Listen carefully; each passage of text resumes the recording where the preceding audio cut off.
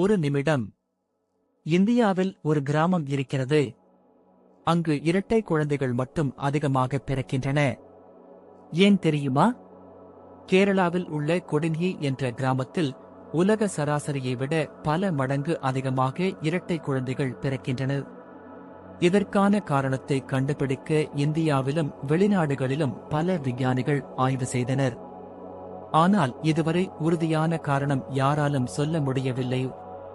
இது இயற்கையின் அதிசயமா, இல்லை இன்னும் கண்டுபிடிக்கப்படாத மர்மமா என்ற கேள்வி இன்று வரை நீடிக்கிறது.